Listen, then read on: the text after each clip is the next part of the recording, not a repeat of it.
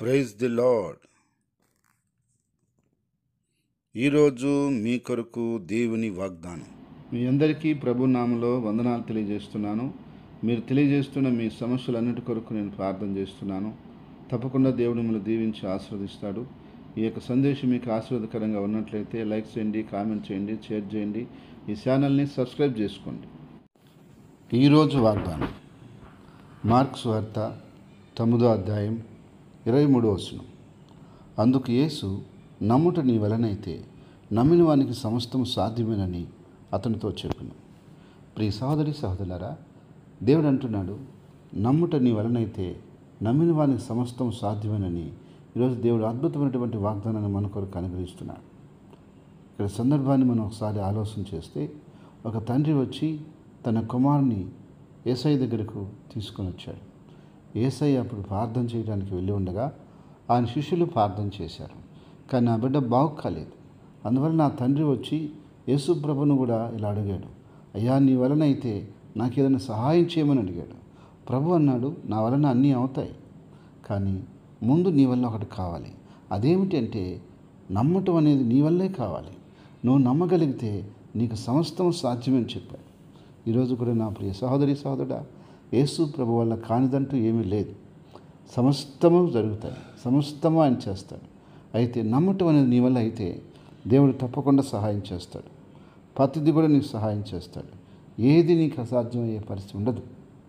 ఈరోజు చాలామంది గొప్ప గొప్ప కార్యాలను సాధించగలిగారు, గొప్ప విషయాలను వాళ్ళు చూడగలిగారు అంటే వారు ప్రభువుని అంతగా నమ్మారు కాబట్టి, దేవుడు మా జీవితంలో ఈ కార్యం చేస్తాడు, నెరవేరుస్తాడని వారు విశ్వసించారు కాబట్టి దేవుడు ప్రత్యక్షంగా వారి జీవితంలో దాన్ని చూపించాడు, వారికి నెరవేర్చాడు. ఈరోజు నీ యొక్క జీవితంలో కూడా నా ప్రియ సహోదరి సహోదరుడా, నీ యొక్క ఆరోగ్య విషయం కావచ్చు, నీ యొక్క ఉద్యోగ విషయం కావచ్చు, వ్యాపార విషయం కావచ్చు, చదువు విషయం కావచ్చు, బిడ్డల వివాహం విషయం కావచ్చు, లేక నీ విషయంలో ఏదైనా కావచ్చు, నా ప్రభు ఇది నాకు చేయగలడని నువ్వు నమ్మితే తప్పకుండా దేవుడు నీ జీవితంలో ఆ కార్యాన్ని చేసి దేవుడు నిన్ను బలపరచబోతున్నాడు. దేవుడు నువ్వు నమ్మినట్లుగా, దేవుడు నువ్వు కోరినట్లుగా దాన్ని జరిగించబోతున్నాడు. అయితే ఈరోజు అనేక మంది అలాగే నమ్మలేదు కాబట్టి దేవుని కార్యాలు చూడలేకపోతున్నారని చెప్పాలి. నువ్వు నమ్మి చూడు, దేవుని కార్యం చూడబోతున్నావు. ఖచ్చితంగా దేవుడు మాటిచ్చి తప్పేవాడు కాదు. కాబట్టి నమ్మటం అనేది నీ వల్ల కావాలి, మన వల్ల కావాలి. కాబట్టి దేవుని వాక్యంలో మనం చూస్తే గొప్ప గొప్ప కార్యాలు భక్తులు చేశారు, ప్రవక్తలు చేశారు అంటే వారు దేవుని నమ్మారు. అందువల్ల దేవుడు గొప్ప కార్యాలు చేశాడు. ఈరోజు భూమి మీద ఉన్న భక్తులు కూడా అనేక మంది దేవుని బట్టి అనేకమైన కార్యాలు చేయగలుగుతున్నారు అంటే వారు దేవుని నమ్మారు. అందుకని గొప్ప కార్యాలని వారు చేయగలుగుతున్నారు.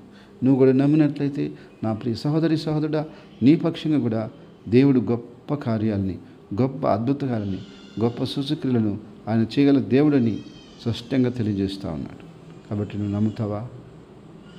దేవుని నమ్ముతావా? నువ్వు నమ్మగలిగినట్లయితే దేవుడు ఖచ్చితంగా అద్భుతమైనటువంటి, ఆశ్చర్యమైనటువంటి కార్యాలు నీ జీవితంలో, నీ కుటుంబంలో, నీ బిడ్డల్లో ఆయన జరిగించి ఆస్వాదించి వర్ధులు చేయబోతున్నాడు, దీవించబోతూ ఉన్నాడు. ఆమేన్. ప్రార్థన. ప్రేమల తండ్రి, పరిశుద్ధమైన దేవాన్ని స్తుతులు స్తోత్రాలు చెల్లిస్తున్నాను. వచ్చిన ప్రతి బిడ్డని, ప్రతి బిడ్డ కుటుంబాన్ని, మాట్లాడుతున్న ప్రతి ఒక్కరిని పేరు పేరు మీరు బలపరిచి దీవించి ఆశీర్వదించి వర్ధులు చేయమని ప్రార్థిస్తున్నాను.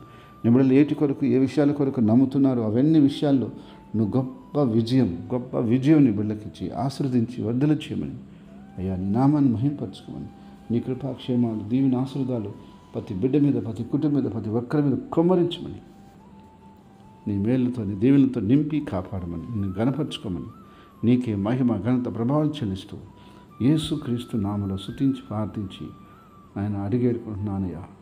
దినం పుట్టినరోజు, వివాహ దినం జరుపుకునే వ్యక్తులని, బిడ్డల్ని, కుటుంబాలని జ్ఞాపకం చేసుకోండి. వారికి సంతోషాన్ని, ఆనందాన్ని, సమాధానాన్ని, ఆశీర్వాదాలని, మేలును, దీవెనలను కుమ్మరించి సహాయం చేయమని యేసుక్రీస్తు నామములో ప్రార్థిస్తున్నాను తండ్రి.